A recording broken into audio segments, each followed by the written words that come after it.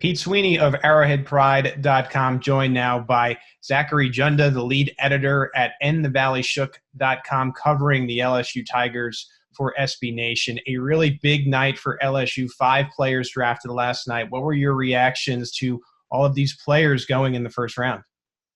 Yeah, it's just the culmination of a uber successful season. 5 first-round picks. That's the school record now for LSU. They broke their previous mark of 4, which was set in 2007, the Jamarcus Russell draft.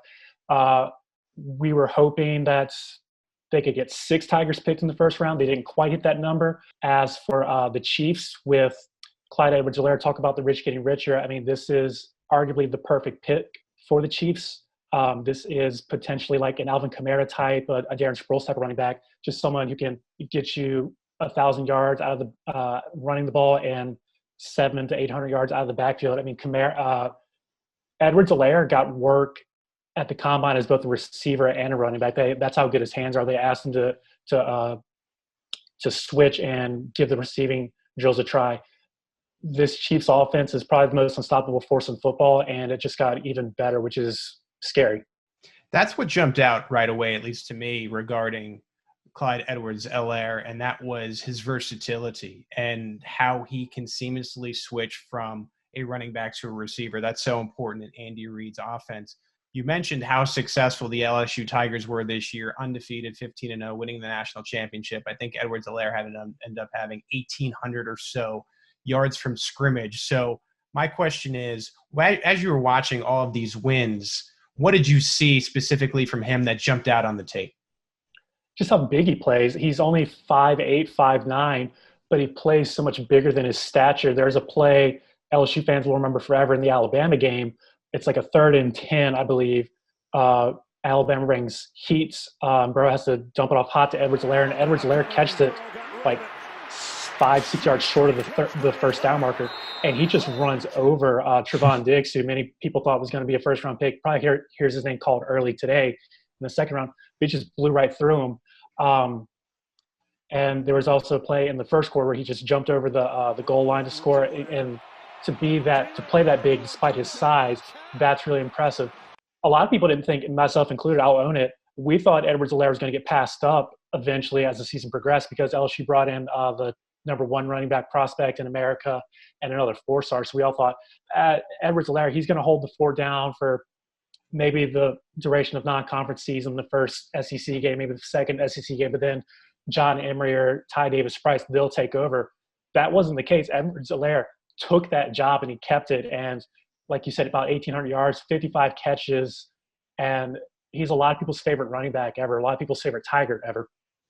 Now, correct me if I'm wrong, but as I watched the tape, it doesn't look like he's necessarily the speediest running back, but there's an elusiveness to his game that you don't typically see. Yeah, there's like one big breakaway run he had against Arkansas where he went about 80-ish yards, maybe 90 yards. But, yeah, he's more of he can make you miss. Like with Trevon Diggs, he just terrorized that night in Tuscaloosa. And that's why I go back to Kamara so much, because Kamara, I'm a Saints fan. Kamara has that ability to just kind of absorb contact and use that defender's momentum against them. That's what I see with Edwards-Helaire. And he being so short, he has a good center of gravity. He can kind of square up. He's deadly with the spin and the juice. He can just make people miss without having to take unnecessary shots. Something we've seen with Andy Reid is the willingness and really the emphasis on using running backs in the passing game. So we know that Edwards-Helaire can do that. We know he can rush the football. My question is, and this is something that Andy Reid really likes, how is he in the screen game? Does he take advantage of the room that offensive linemen can give him? Yeah, he can, especially like I mentioned with his ability to just these subtle cuts and these subtle little twitches he gives. He's great out of the screen. LSU, weirdly enough, didn't really use too many running back screens. When they threw it to Edwards-Helaire, it was mainly when they split him out wide, or there was one play in the Alabama game where he kind of ran like a wheel route out of the backfield.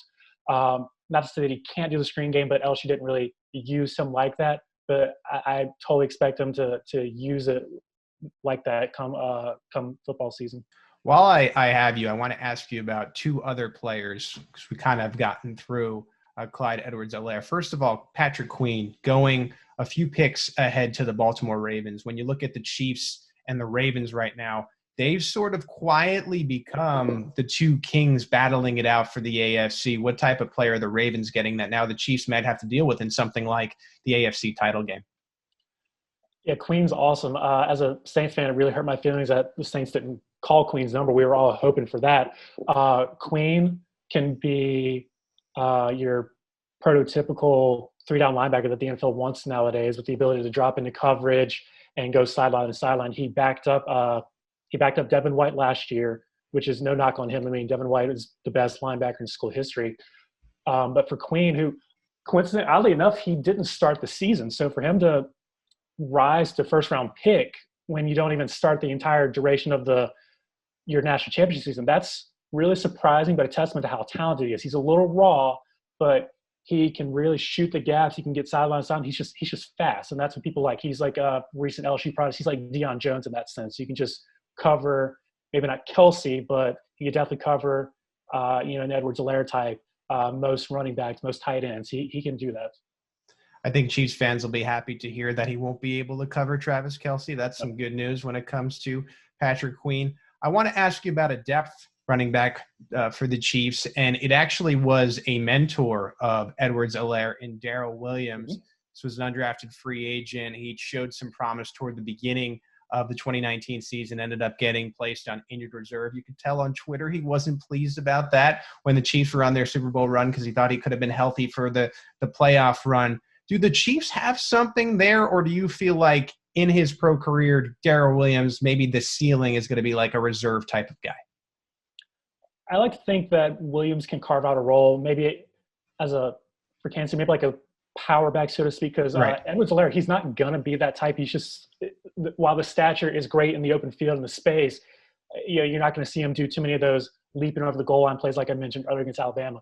I think Williams can be that for Kansas City, kind of the nice counter. There was a stretch of time his freshman year, he came in with Leonard Fournette where people thought that Williams was the better running back.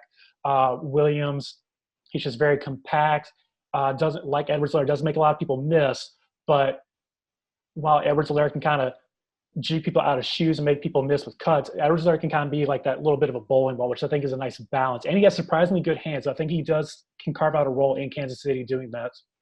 To close our interview, I want to provide Chiefs fans with an outlet because once we get through the NFL draft, we don't know when football is going to come back. So if Chiefs fans want to watch 3 Edwards-Helaire efforts, which games are they turning on?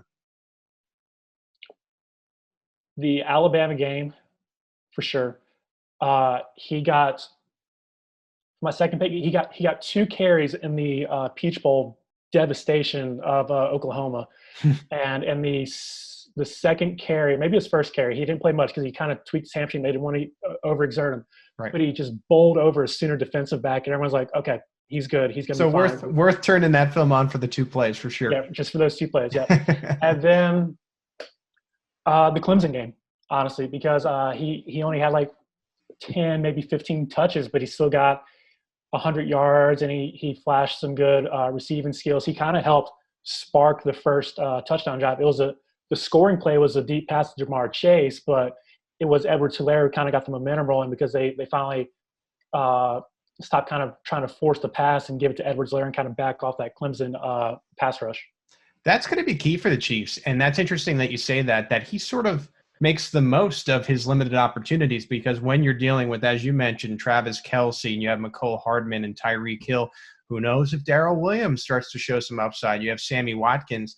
Who knows how many times Clyde is even going to touch the football? So the fact that he is performing, again, with those limited touches, I think is good news to Chiefs fans as well. So your name, Zachary Junda, you are the lead editor over at our LSU SB Nation website. How can the people follow your stuff? They can follow the feed itself at ATV Shook. They can follow myself at Zachary Junda, Junda. We're putting out, it's a really successful weekend for LSU. Like I mentioned, there's a chance that they can set the record for most overall picks with, I think the number is 14. They might break that number this weekend. So we're just putting out all type of content. We've also been doing, it's been my favorite project today. We're doing a Joe Burrow bracket where ranking and voting on every single one of Joe Burrow's touchdowns, March Madness style, he had 65. So it's a full-fledged bracket. It's a nice luxury to have with that many touchdowns and having to choose from that many. Well, thank you very much. I think we'll both be watching. A lot of people around these parts want to see Clyde Edwards-Helaire go from the national title to what will be a back-to-back Super Bowl title. That remains to be seen. Thank you very much for joining us. Yep, thank you all.